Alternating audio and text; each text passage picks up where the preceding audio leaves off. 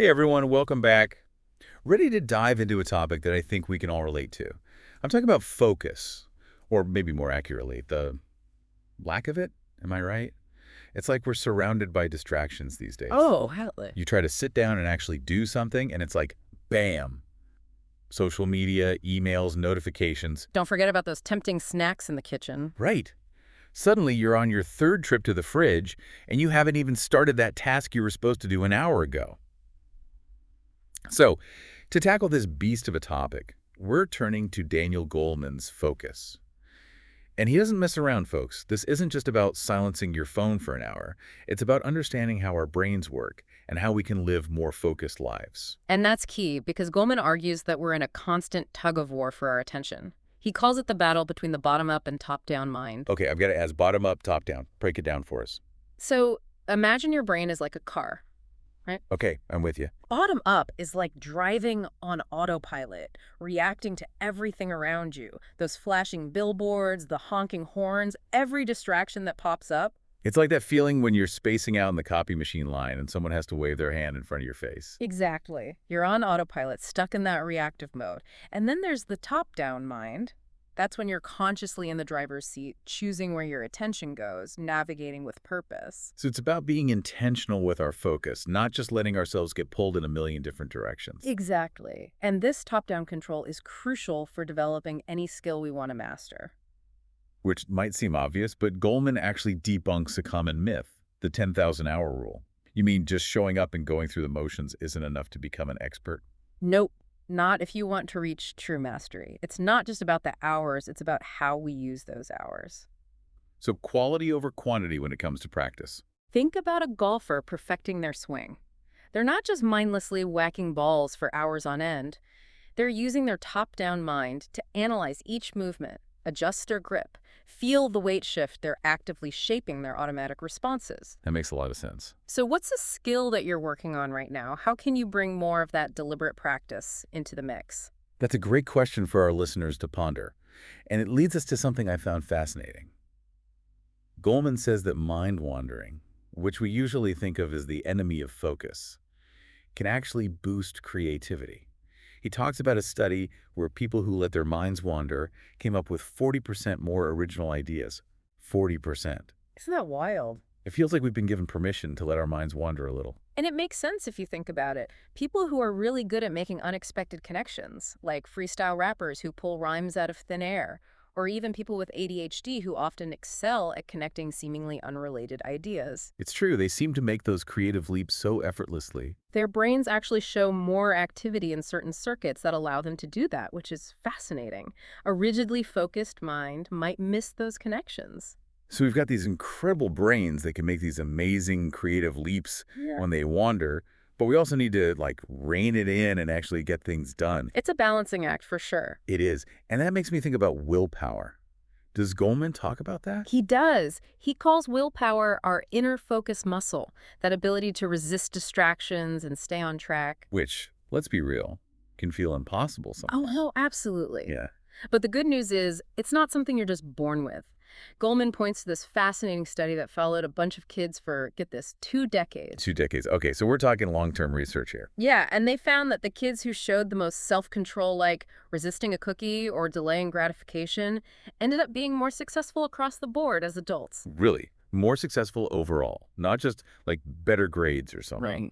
Way more than that. Higher incomes, better health, stronger relationships. It was a better predictor of success than anything else they measured, even IQ. Wow. So willpower really is a superpower. But is it something you can learn?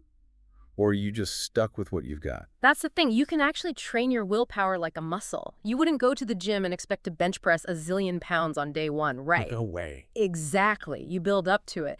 And Goleman argues that one of the keys to strengthening willpower is aligning our work with our values. So it's not just about forcing yourself to do something you hate, but finding that deeper motivation. That's the idea. Think about George Lucas creating Star Wars. He was so passionate about that vision that he actually left his production company and poured his own money into the project. Wow. Talk about dedication. That's willpower fueled by deep-seated belief. When your work really resonates with your core values, it doesn't feel like a slog. It becomes a calling. That's so inspiring. But I also think about people who might not have those grand Star Wars level dreams. What about them? It's not about the scale of the dream, it's about finding what truly matters to you, what gets you fired up, even in the smallest moments of your day. Start there. So we've talked about focusing on our own goals and finding that inner drive. What about the role of focus when connecting with other people? I know Goleman talks about empathy, and I'm really curious to hear your take on it. Oh, empathy is huge. And Goleman makes a crucial distinction between two types of empathy that we often lump together. Oh, really? I'm all ears. What are these two types? Okay, so there's cognitive empathy, which is more about understanding someone's perspective intellectually, like you can logically grasp that they're going through a tough time, even if you haven't experienced something similar yourself. So you're in your head trying to make sense of it. Right. But then there's emotional empathy, where you genuinely feel what they're feeling, almost like their emotions are contagious. That sounds intense. It can be, but it's also the foundation of really deep connection and compassion. I can see how both types of empathy would be important in different situations. Is one better than the other? It's not about better or worse.